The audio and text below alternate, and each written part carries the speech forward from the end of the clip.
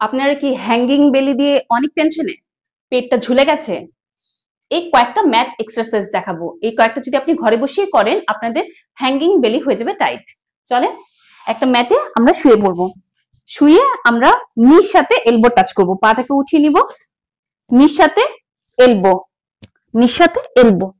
1 2 3 4 5 6 এবং আস্তে আস্তে ফাস্ট। এই স্টেপসটা এক একটা 20 টাইমস করে করব। তাহলে তিনটা সেট করব। 1 set 20 Times, 1 set 20 Times, 1 set 20 Times, total 60 Times. Next আমরা পিঠের নিচে হাত দিয়ে পাটা স্ট্রেট করে নেব। স্ট্রেট করে নিয়ে লেগ রেজ। 1 2, ফ্লোরে টাচ করব না।